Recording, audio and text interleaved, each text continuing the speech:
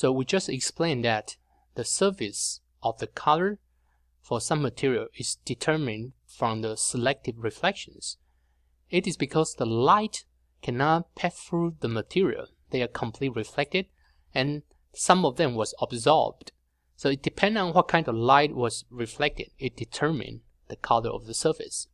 But how about the material that the light can passing through?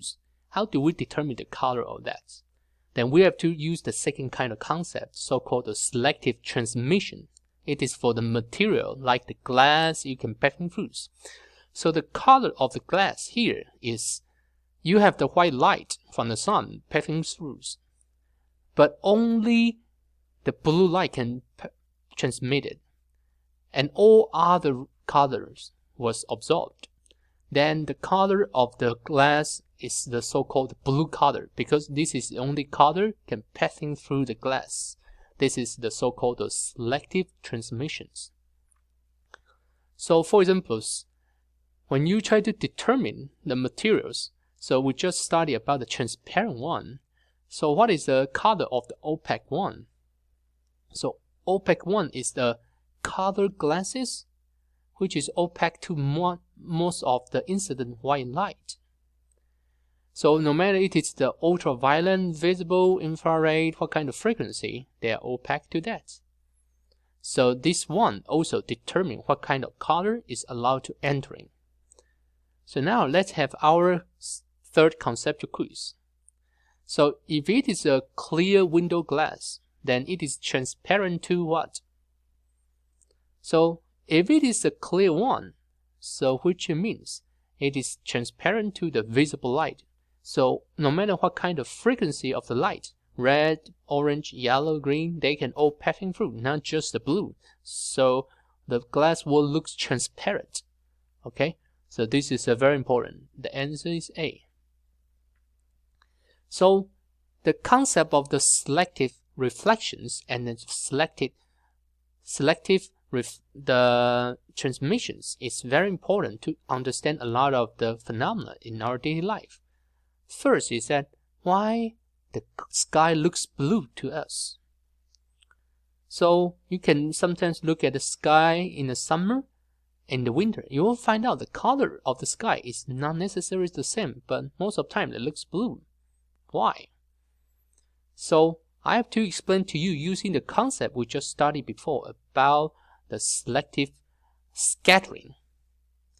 So in the sky, it is made of mostly for nitrogens and oxygen atoms, molecules. So you can consider there are some tiny bells. They will ring with the high frequency. So when they are energized by the sunlight. And after they are being re-energized from the sunlight, like the bells, they will re-emit the light, which is set in all directions. And this kind of the re-emitted light is said to be scattered in all the directions. That is what I mean by the selective scattering. But this kind of scattering doesn't happen for all the frequency. It depends. And what kind of frequency will have a better interaction rate with the nitrogens and oxygens. So during the spectrums for the visible light, so violet is scattered the most by the nitrogen and oxygens in an atmosphere. And the other colors are scattered in order. So the next one will be blue, green, yellow, orange, and red. So red will be scattered last. And it is only about 1/10 as much as the violet. So therefore, the violet light is scattered most. Yeah. So you should say that the sky should look most violet instead of blue. But the reason is because our eyes are not very sensitive to the violet light. So therefore, your eyes will just ignore that and pick the second one, which is dominating the sky, which is the blue. And this is the reason that the blue scattered light is the most predominant in our visions. So that's the reason we see a blue sky. And apparently, the color of the sky depends on the air conditions. So when I was in South Carolina, the first thing I realized is the sky looks much pretty at the south there. And originally, I'm kind of confused why. Supposedly, we're sharing the same sky. Yeah? The answer is yes and no. It also depends on the local air conditions. So, for example, if you have big serious air pollutions, so now your air have a bigger molecules than nitrogen's and oxygen's. So what will happen is that now the selective scattering will happen overall predominantly by the other frequency of the light. So therefore, the sky will look less blue. They will probably more close to the yellow or to the red. So this is a concept why the color of the sky is determined by the selective scattering. So we have studied three concepts, yeah? Selective reflections, selective transmissions, and selective scattering. They all can determine the color of different objects. And here, this is a diagram. You can see that now when the scattering happens, they emit to all the different directions, yeah? So this is the reason why it looks like blue. Because sometimes people will have a confusion that, okay, now the blue light was scattered and the red light is less scattered, yeah? So they will enter into your eyes. So you will say, oh, no, the light, the sky should look red. If you have these conclusions, you are not wrong, but you are in the wrong directions. So the color of the sky is from this light, but the color of the sun is from what you just mentioned. So now it comes to the second questions. Why the sunset looks red? So you should use the same principle you just mentioned. The red light are less scattered. But you know that when you look at the sun in the afternoon and in the sun in the late afternoon, in the noon, the color from the sun looks different. The reason is because at noon, the sun is at this position. So the light from the sun will passing through the atmosphere and get to the surface of the earth. So you will find out the path of the light transmitted in the atmosphere is much shorter. So what does it mean is that there are fewer chance or time for the blue light will be scattered. So therefore, you will see mostly just the white light at noon. But during the sunset, this is the relative position of the sun and the earth. So you can see that now the path of the sunlight has a longer path. So what is the longer path means? They have higher chance to be scattered. So which light will be scattered? The blue light will be scattered. So once they are scattered, the light you see from the sun directly will simply dominate by the yellow-red light. So that's the reason why the sunset look red to you. Okay. Now finally, why the clouds looks white? So you see, I try to do it step by step. First, I'm talking about the sky here. Now I'm asking about the cloud here. So the cloud is made of the water droplet. So this is very important. And the water droplet are considerably much bigger than the individual molecules, for example, nitrogen and oxygens. So what happens is completely different from the selective scattering. So in contrast to the scattering happens for the tiny particles, water droplet primarily refracted and reflect the light of all color and equally. It doesn't distinguish which light frequency it is. It is the red light, it is the blue light. All the effect of the reflections and the refractions are the same. So that's the reason that now the selective scattering is the same for the blue, red, violet, yellow. And that is the reason the color from the cloud is mostly white. Because you know that when you combine all the light together again, it is the white light.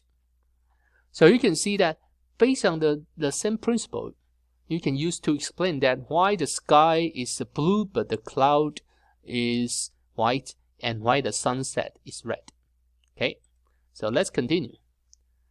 So what is the true color of the sun?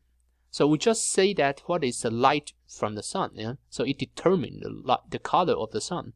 But what is the true color of the sun? So the answer is that the sun is a typical stars. And all the stars inside the core, they have the nuclear fusions. So these nuclear fusions will determine the color. So the color of the sun depends on the temperature, the surface temperature of the stars. So you can see here is a list of the different kind of famous stars. So for example, the Orion, the surface temperature is 28,000 to 11,000. So based on this range of the scale, this kind of star, they will look more like the blue star, the color. So you will say, how do you determine that? There's a spectrum for that. So now you have to use the concept of Wheeler's law. So you can see that here there's a peak. So the frequency of this peak is determined by the Wheeler's law. So here is a constant multiplied by the surface temperature of the sun. So on the surface of the Earth, we can try to measure the spectrums and find out this peak value. Then we can infer them back to the surface temperatures of the sun using the peak frequency. So therefore, once you find out the surface temperatures, then you will find out at this range, most of the stars, they look more blue. And how about our sun, which is a typical one? You know that most of the time it looks somehow in between the yellow, red, or white. So therefore, the surface temperature for our sun is from 5,000 to 6,000 Celsius. And the next famous star is the Taurus. So Taurus is the stars with a lower surface temperature, so it will look more orange. So you can see that